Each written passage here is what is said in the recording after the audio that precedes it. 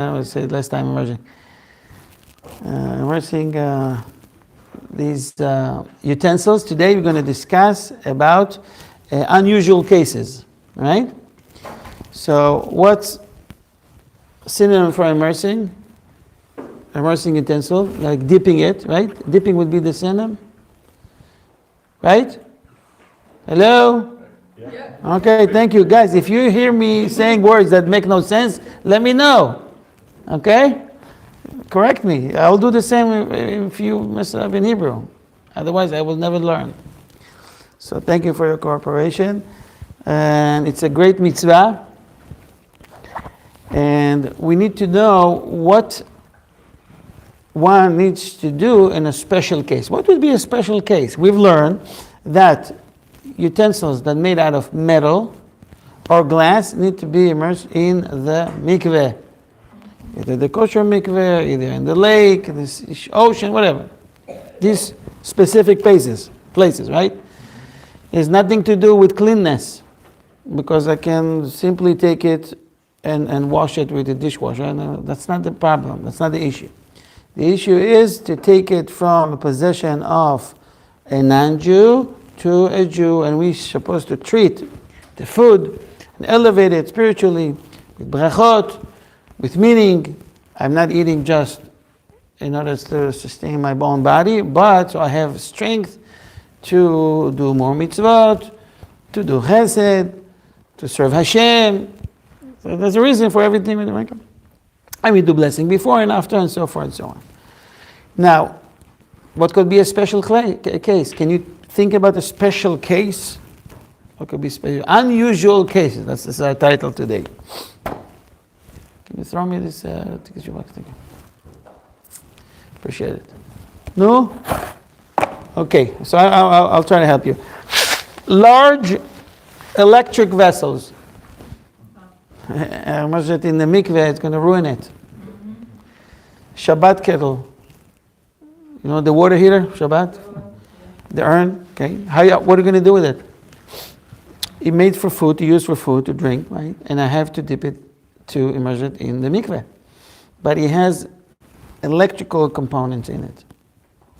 I will definitely ruin it, right? So what do you do?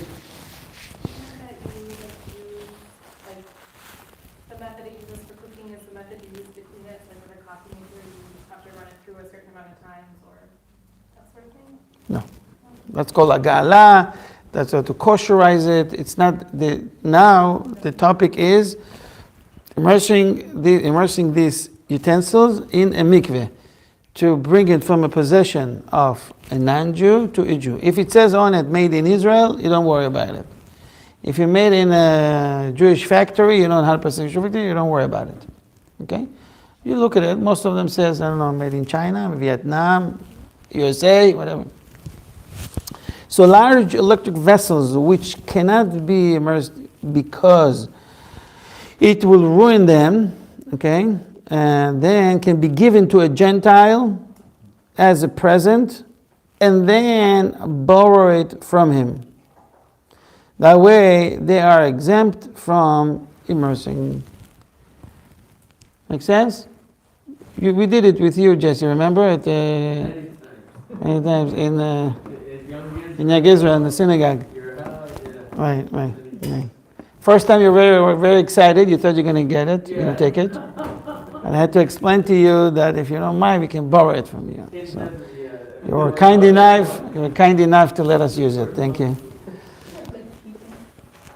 It looks like it, but if you think about it technically, that's the way to override the system. Yeah. The system says you don't use chametz on Passover, and all chametz you're not belonging, you have to get rid of. We have a lot of bottles of whiskeys, we have a bunch of pasta. What are you going to do? You're going to burn everything. So the halacha give you a solution. There's a rabbi sit down and says solution. If it belongs to a non-Jew, you sell chametz. You said before Pesach. It's legit. And after Pesach, if the Gentile doesn't come to pick it up, to pay, you need to pay for it. Certain amount, because we're selling chametz. So he doesn't come to pay him. You have all the rights in the world to knock on your door. This is why you put your address. Knock on the door and says, hey, where's the closet? I would like to have this whiskey. You can't stop him. Get it back. You can take it. He'll have to pay, obviously. But it's a way to work within the system, with the system, and override it in a way. God says, listen, this is the law. Find solutions. And this is one of the solutions. Right? Yes. Seth? Makes sense. You know what's the solution of pollution? Dilution. Yeah, very good. Now, if one accidentally uses a utensil which should have been immersed and was not, so hey, I never immersed this in the mikveh, this urn, for example. Now you're telling me, after 2 years I've been using it. And use it. He made just to make coffee. Should he pour the coffee to the sink, knowing that this is not kosher utensil?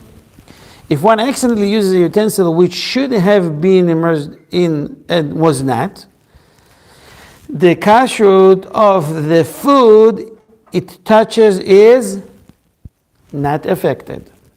One may eat it freely, obviously, but now that you know, with another utensil. So let's say the plate. Or you made a coffee. You can drink it. But make sure the very next time you have an opportunity to take care of it in the mikveh. If the plate is not, you put food, if you can replace it to another plate, that will be preferable. Okay, but it doesn't disqualify the food. Okay? There's some halachot that are tricky. You need to learn that to understand the concept behind it. For example, am I allowed to cook on Shabbat? No. So let's say I woke up in the morning and I boiled 2 eggs. Okay, I'm boiling 2 eggs, and 10 minutes later I say, oh my goodness, it's Shabbat. I didn't realize. It was unintentionally. Can I eat from that food? Can my family eat from that food? No. Anyone else can eat from that food? No.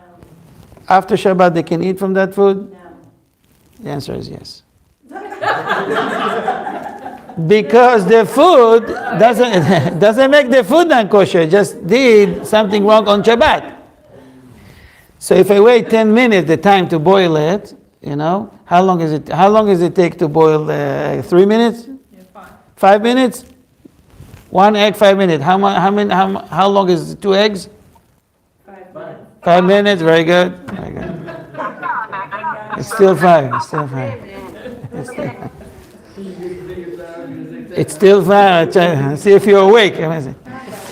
So you may eat it, and just to give you an idea, in the Beit Din they can ask you this tricky question. Remember I mentioned that if a drop of non-kosher meat fell into it, I say, no, I would never eat the pork. Well, you have to calculate 1/60th and all that.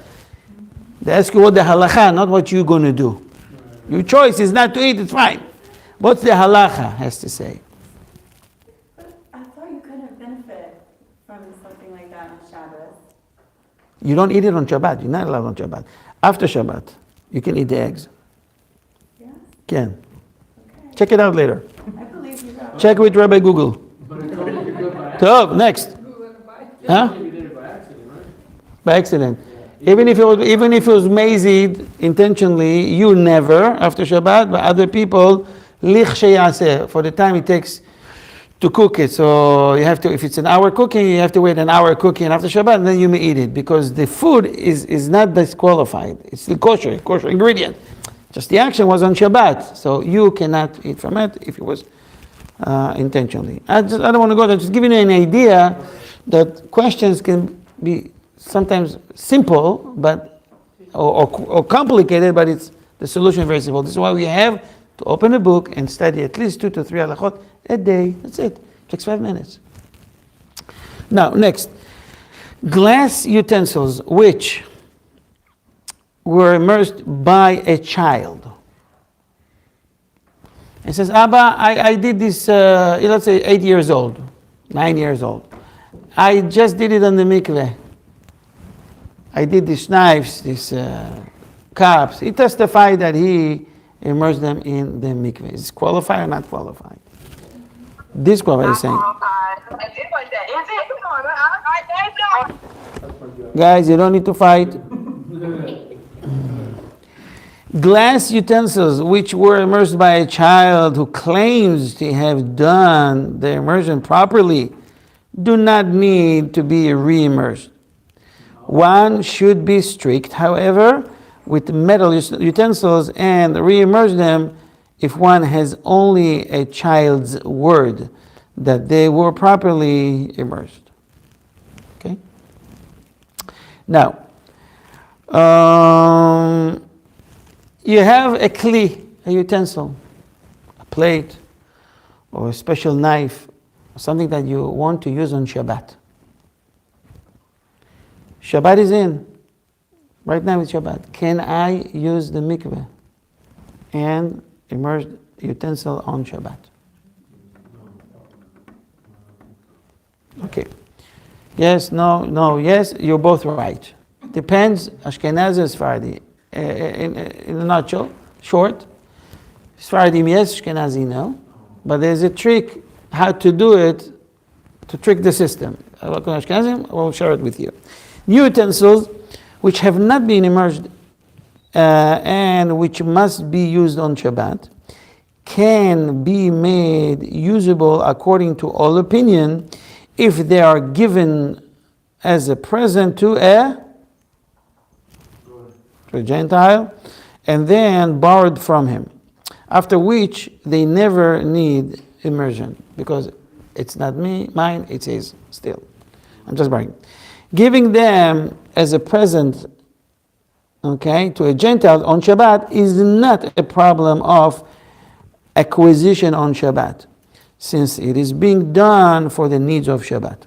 I need to use it for Shabbat. Now, if this procedure is not possible, when I was young, it was next to impossible to do that because we didn't have Gentiles around us. We didn't. Period. It would look. Today, nowadays it's easier because there's a lot of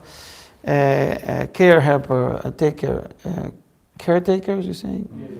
Yeah. For example, people that elderly, they're in the house, or people that are disabled, so they have someone from the Philippines, Thailand, they have now a lot of guys from India joining, so they're in the house, it makes it easier. It brings other problems for cooking and all that, but it's for another time to talk. Here, we live in America, it's also easier. Okay? We have students living in our house, we have friends, we have neighbors. If this procedure is not possible, then in general, nothing can be done. However, if any of the utensils, according to Ashkenazim, are such that one may draw water off a mikveh, which means, let's say it's a big pot. I have to use it, or a glass, I have to use it. So I can trick the system by doing that. I can actually draw water with it. I'm not immersing it for the sake of immersion. I can use it. But I did it in a mikveh. So by the way that I'm drawing water from the mikveh, it was dipped in the mikveh. What about the beracha? You can say beracha silently, quietly. So according to the Ashkenazi, according to Sephardim, you can go there, lechatchila, to begin with, and do that for the sake of Shabbat. There is no problem. These are such that one may draw water out of the mikveh with them. One may use them for drawing water and immersing them that way, during which one whispers the blessing. According to the Sephardim, though, utensils may be immersed on Shabbat with a blessing, just as during the week. Okay? Sometimes it's hard to explain to a non-Jew to turn someone not like you, that you know the halachot, hard for them to explain how turn the light on and off for me. It happened something like that to me. One of my little kids, many years ago, he turns the, oh, thank you, appreciate it. Thank you so much. He turned on the garbage disposal. Pinks for you. Yeah. So, and you can't leave it for too long. We were looking for people. We didn't see anybody. It was a guy that do the laundry on the other side of the road, if you know where I live. So I said, I'm going to ask him to come. But how I'm going to tell him it's Shabbat, I'm going to explain to him now the whole concept of Shabbat again. And he just need to press the button, to stop it. In the meantime, the house. After, this is after maybe 15, 20 minutes already. So I called him and said, I need your help. He looked at me and said, can you turn the... So he looked at me and he looked at it. He says, like asking with his eyes, why you can't do that? He was sure I'm tricking him. And he's going to get some prank and he's going to get electrocuted or something. So I had to come up with a quick idea. So I told him, listen, we have to do it together. I'm from here and you're from there with the button. So he said, oh, okay. And I said, 1, 2, whenever you're ready. And he turned it off. I was just, acting like I'm there.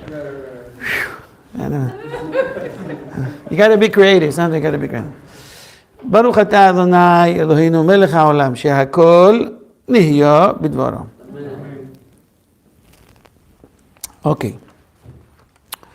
When there is a doubt about whether a utensil needs immersion, it is forbidden to immerse it on Shabbat. If an Ashkenazi immerses a utensil on Shabbat, or if a Sephardi immerses a utensil which may not be immersed on Shabbat, the utensil may nevertheless be used even by the one who immersed it on that Shabbat. Okay, I think we're done with the halachot about immersing the utensils. Any questions? I have a question, Rabbi. Go ahead. Is there? Yaakov. Yaakov. Hello. So, shalom. So, what about the Yemenite tradition? Following all what we mentioned today, like the Sephardi. Thank you. That you can do that even on Shabbat. Okay. Now, the law, very important. It happens all the time. The next topic, the laws of koshering dishes. For example, you accidentally cut with a dairy knife something meat, or vice versa, or you cooked in the wrong pot, or you have an oven, you just made meat in it, now you want to do pizza, or the grill, or the barbecue, or whatever. It's just an example. What you're going to do. People that don't know the halacha, the best is to be strict, and this is actually what most people do. They're just strict. They don't do it, which is fine. But if you learn the halacha, it will save you a lot of time and money. Okay? Some people just are here, they're throwing the knife. No, I accidentally cut with the cheese. What did you do with it? I throw it away. What did you throw it away? Good knife. It's a waste. It's baltashchit. It's wrong. You understand? But you need to learn how to make it kosher. Many times the procedure and the process is very, very easy. All right? So let's dive into it. And the next topic is koshering them. So where are these halacha derived from? That I can kosher a non-kosher plate or a pot. Let's say there's a plate, okay, that a Gentile ate on it pork. Okay, made out of glass.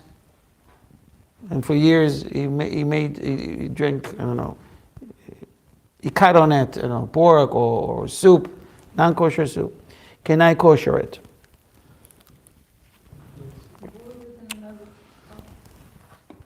This question comes up especially when you get a gift or something to use on the field and you got stuck, or people, for example, that he bought a business of a restaurant and he has all the equipment. Just to buy new equipment, it's going to cost him, I don't know, $250,000. what's the other solution? To kosherize it. You need to do a thorough job, but the question is if you can kosher it. So many of the equipment, yes. Some of them it's a bit problematic, but you saved $100,000 just knowing the halacha. Make sense? Okay. So this halacha derived from the Torah. The Torah teaches us that you can convert a non-kosher utensils to a kosher under some criteria, some circumstances. Depends on the utensils and what it was used for and how. If it was hot, if it was cold. There's a big difference between kosherize a glass of wine to kosherizing a barbecue or an oven or a pot or a steel pot.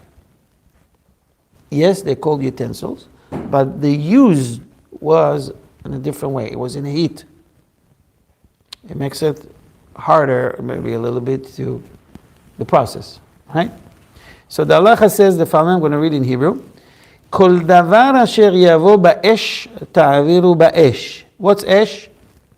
Fire. V'taher. V'chol asher lo yavo ba'esh ta'aviru b'mayim.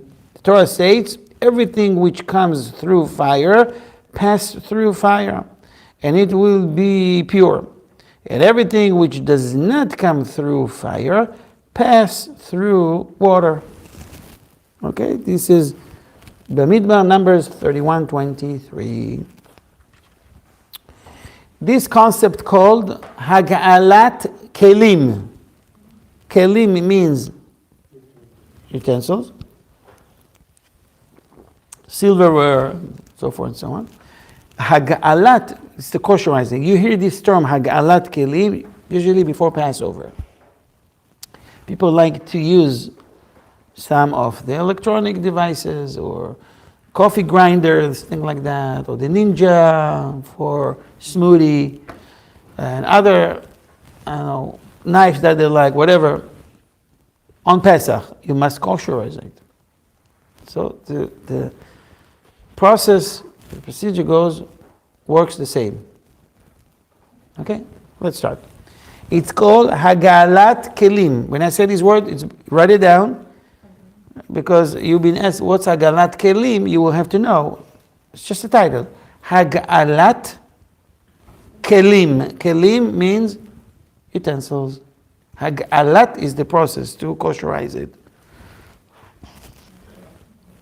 So, hagalat, you can write Hagalat. Hagalat. Hagalat kelim is the procedure required by the Torah for koshering utensils which becomes unkosher during cooking with water or other liquids. Utensils which become unkosher during grilling or frying must be koshered by libun. Libun comes from the word lavan. Lavan white. Libun means it's extreme hot, heat. For example, if you take a piece of metal, you put it in a fire, it's very red, right? If you take it out, it loses radiance, it becomes white. It's very, very hot, very high degree, right? Usually the sign, if it's hot enough, is if you take a feather or a toilet paper and you basically, let me demonstrate. You take this piece of paper, you take this grill or oven that you're trying to kosherize. We'll go to the details later. You take this and you touch on that. If it catch a fire, it's hot enough. It's kosher. Okay? That's a sign. Utensils which become unkosher during grilling, frying must be koshered by libun. It's called libun. Okay, it's the extreme condition. The rule is kebol'o kach or ken polto. People usually hear these terms before Pesach. But normally during the year people don't deal with that. But it's called kebol'o, kempolto, as a utensil observes bol'o. The ta'am means the taste. Okay, what's the ta'am of this water? Ta'am, the taste. Maybe a little bit lemonish. Ta'am means taste. Ta'imun. So if I have a pot that you'll do, I don't know, shakshuka, you will do meat. It will absorb the taste, the ta'am. If I do something right after, it will bring the ta'am back to it. So the way the utensil absorb the food, that is how I need to clean it. If I use it in a heat, it must be kosherized with heat. So if I use the glass of wine with cold only, usually it's very cold, right? If I put hot water, it will break it. It will ruin it. So I will be able to kosherize it if I got from a Gentile a glass of wine, a set, and use obviously a non-kosher wine. I'm kosherizing it and then go to the mikveh. How do I kosherize it? A little bit soap, cold water. It's good. Finish. Okay, Jesse? You take water, soap, you drink from it? No, you don't drink. All right. Yeah, of course, bracha. As utensils absorb ta'am, so it emits it. Okay? That is, utensils are forced to eject the ta'am absorbed in them by the same means by which they absorbed the ta'am, the taste, in the first place. Therefore, a pot which absorbed a forbidden ta'am, what's ta'am? Taste. Ta'am, by having forbidden food cooked in it, or a cooking spoon which absorbed a forbidden ta'am by being stirred in a pot on the fire, can be rid of the ta'am by cooking the utensils again in a pot or vat of water suitable for hagalah. Pot, boiling water, you put it in. This is how you kosherize it. Because you stir this kosher spoon in a non-kosher soup. Hot soup, hot water, you kosherize it. A utensil which absorbed a forbidden ta'am through a cooking method which uses only fire, such as fork used to turn unkosher meat over a grill, can be kashered by burning the utensil again in a flame suitable for libun. Libun make it very reddish, hot, toilet or feather to check that is on. Now, obviously you want to ask a question, so what if I used hot water for something that it was good enough cold water? The halacha says cold water. No, but I did hot water. What's the answer? It was definitely good. I just was more strict. The hot water will take even better the taste, the time. So the halacha teaches us the minimum required. If you're going to go further, it's on you if you break the kli. But you don't have to do that. All right? If a utensil is used for both cooking and frying or grilling, it can be kashered by the method appropriate for its primary use. If it is usually used for cooking, it may be kashered by hagalah. But if it is usually used for frying or grilling, it can be kashered only by libun, which is the stronger method. So some people have a method here. It's debatable among the rabbi if it's good or not. Some hold it's good, some not.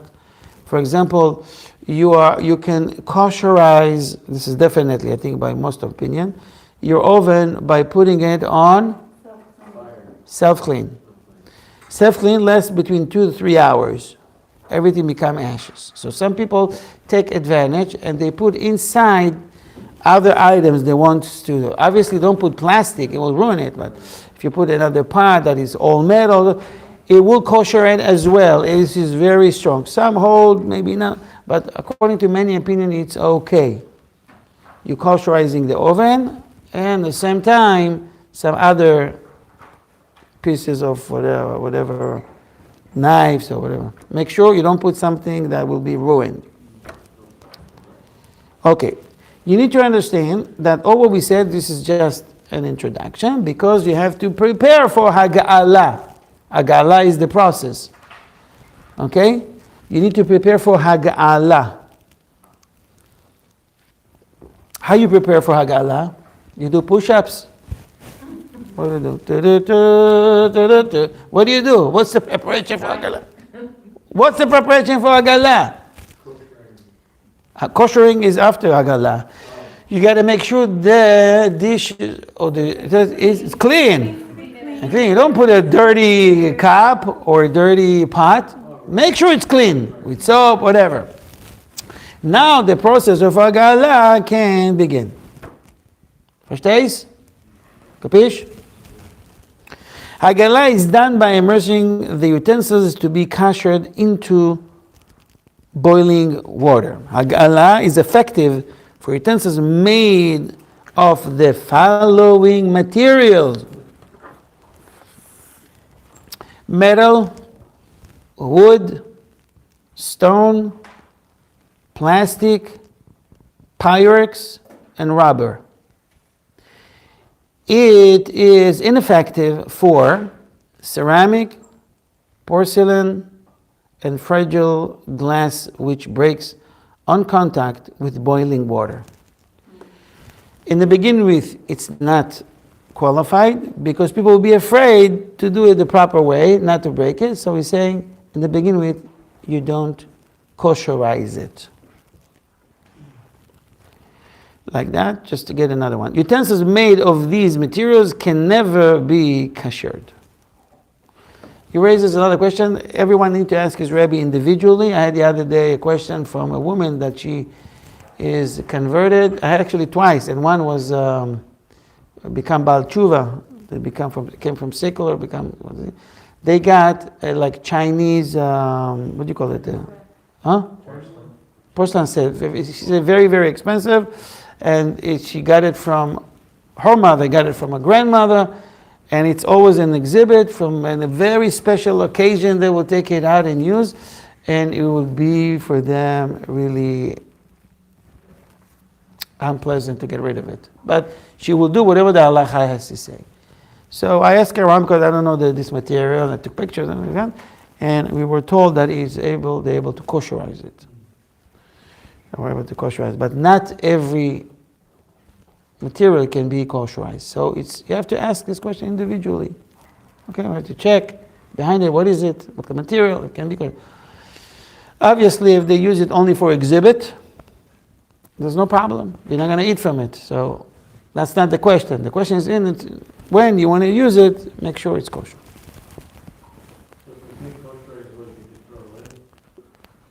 No, I would not say that. Give it to someone that would be happy to use. Donate it. Donate it, goodwill. Give it to someone. Can you buy it back? Give it to the maid. Huh? Can you buy it back? Let's say you buy it back. You still can't use it. Can't use it. The concept of like borrowing it. Yeah, the borrow. No, borrowing only thing you can use. Okay? Because when we said you give it and borrow it, it's in new electronic devices, for example. No one uses it. Here we have some sort of utensil that was used for non-kosher food, which disqualified, and I can't kosherize it. So it won't help giving it to a Gentile and trying to borrowing it, it's still non-kosher. See what I'm saying? You cannot boil the china, then it cannot be kosherize, right? It depends on the material. Depends on the material. If we checked it out and it says yes, can be kosher in boiling water, you may do that, and after that you can eat from it, no problem. Okay, so every case needs to be checked individually. All right. So as we said, before hagalah, one must wash the utensil until it is perfectly clean of dirt and rust. Don't forget when you go to the mikveh, by the way, I forgot to mention that, to immerse these dishes, take the sticker out. Many of them have stickers. Peel the sticker. In case you forgot and you did it already, it's b'diavad. It's okay b'diavad. But it must be peeled off. So, again, before hagalah, preferably with a soap to clean it and tough scouring pad, such as like a Scotch-Brite, I think it's most famous, or steel wool.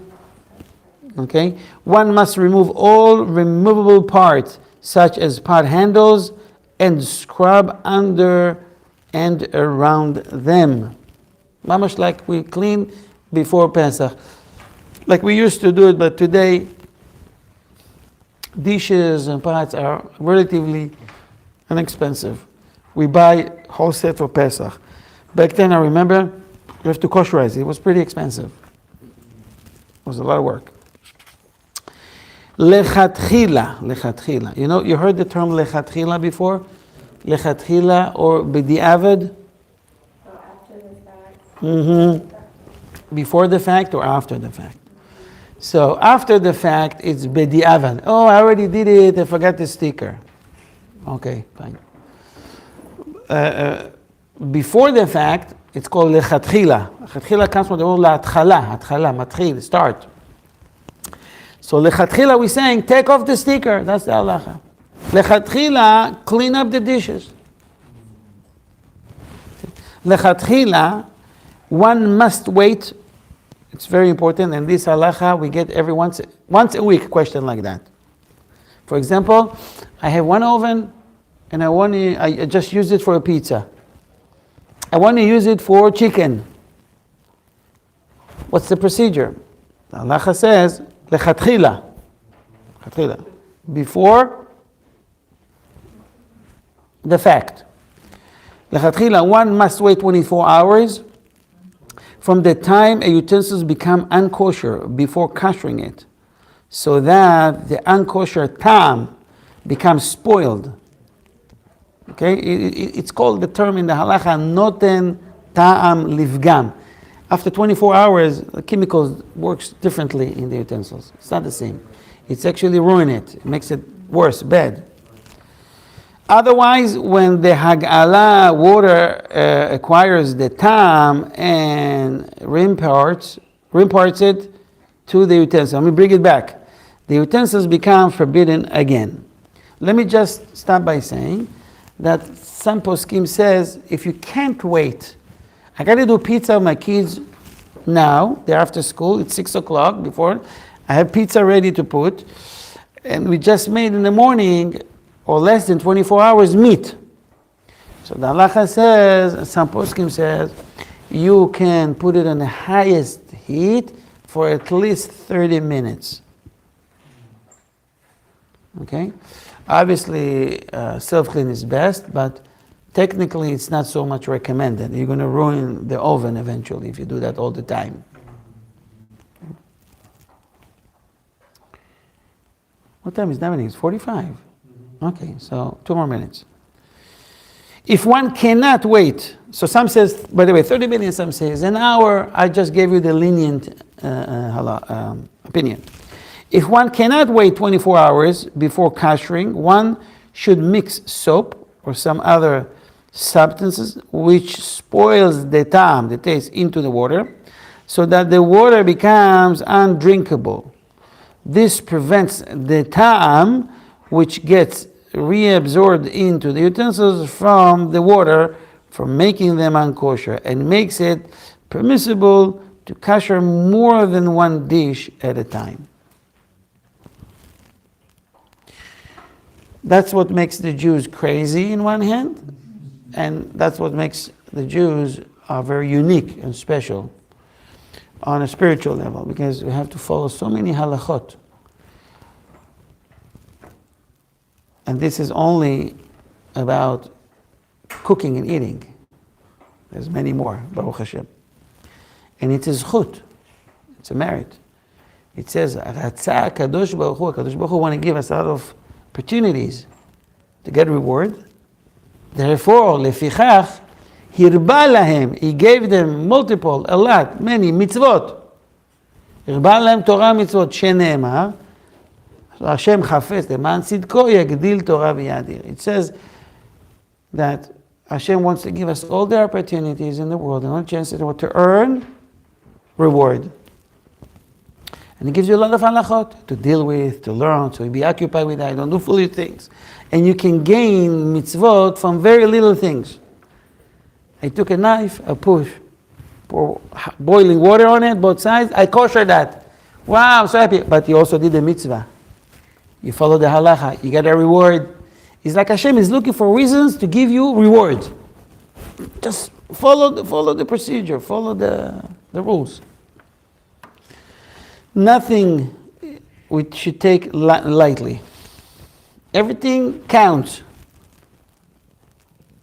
What we say, what we talk, and the more we look at it and treat it with respect, the greater the reward will be. Okay, so we stopped at halacha 5 and continuing Be'ezrat Hashem next time. I want to wish you on behalf of Ohev Israel all the best. God bless you. See you Be'ezrat Hashem. Thursday they have I believe there's a class here, and then Shabbat 9:30. Shabbat Tov. Thank you for coming. Thank you. Shabbat Tov, Rabbi. Shabbat Tov. Thank you. Thank you, Rabbi. Thank you. Those are the words for what Kaddish, remember? Is it Kaddish L'Israel or which one is it? Thank you. Thank you. Thank you for thinking of us. Thank you.